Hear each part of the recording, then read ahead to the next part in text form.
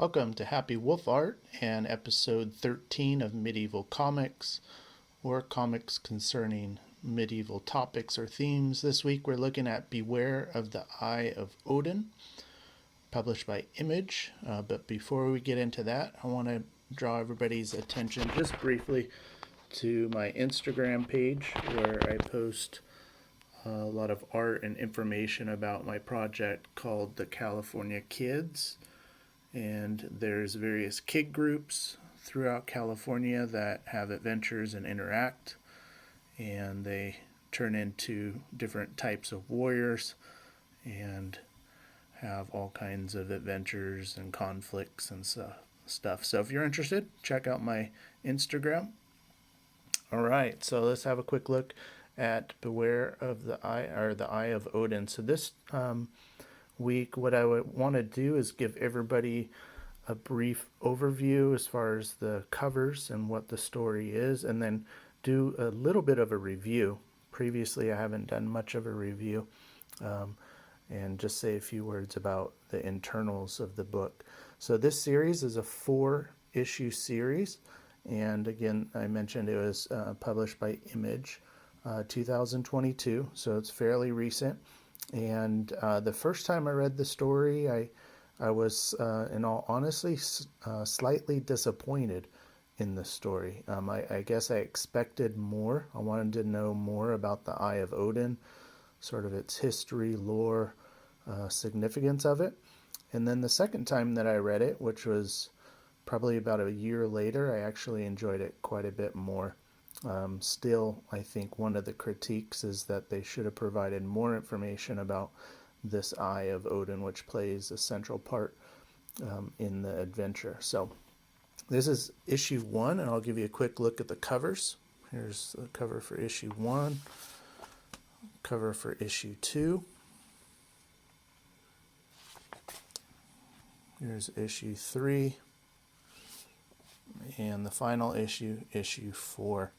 So one of the strong points of this series is monsters, creatures, and so forth, and the splash pages. So if you're interested in sort of like these world building type of characters and environments, the book is good for that. So I have a couple post-its here I'm going to flip to. So here is the Eye of Odin, and I won't tell you exactly the ins and outs of it, but the story starts off with him, this main character here, thinking about the tales his father told him as a child. He comes to this conclusion here. This is a beautiful splash page, incredibly detailed, nicely done. He comes to this conclusion: today I found out my father's tales were true. And he's holding the Eye of Odin here. And the goal, or the quest, I guess, in this story is for him to return the Eye of Odin to Mimir, the giant, and to try and get out from under a curse. All right, so one of the nice things about the story is there's a lot of variation in sort of camera angle and composition. So there's a lot of effort put in by the artist to do that and try and find really interesting compositions. This is the second main character. He's a smith, and he joins the main character on his adventure. You can see here that he has one arm. He's missing an arm. All right, and then the third character to eventually join is this girl here. She starts off a little bit goofy and silly because she believes that she's a Valkyrie. And the main character is against her joining in on the adventure. All right, let me flip a couple more pages here to my next post-it. So as I mentioned, the story has a lot of action. I would say probably too much action and not enough story. But if you do like action, this story will provide it to you, or provide it for you. I think there's a little bit of sort of manga inspired art style perhaps here, but you can see the action, the speed lines, the perspective, camera angles, and so forth. So, all right, so those are some thoughts for issue 1. Here's issue 2. I only have a couple thoughts here regarding splash pages. Like, again, this is one of the strong points of the series, these monsters and these huge splash pages. So really nicely done. These are called the Earthen Smiths. They're sort of a boulder rock smith type of creature, and they play a role in the story also. So again, splash pages, monsters.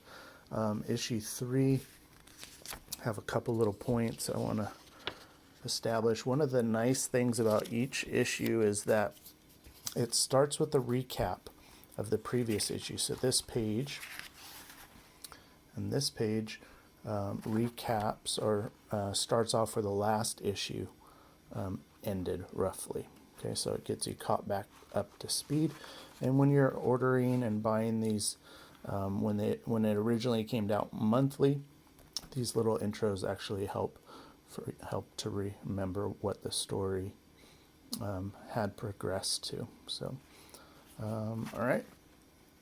There's also various little neat Germanic tribal elements throughout this story here.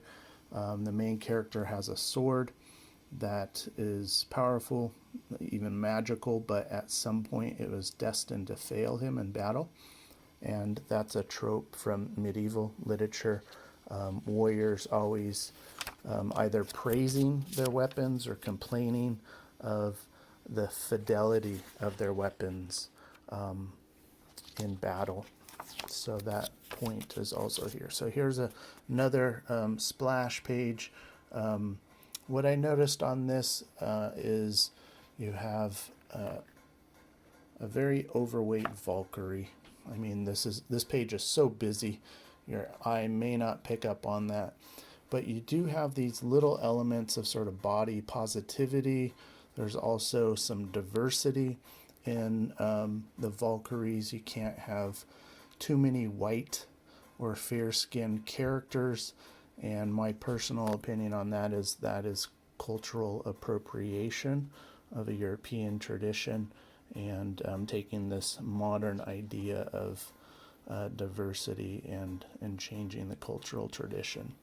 So anyways, there's a little bit of that in this story, but not a lot. And some people may not even notice it.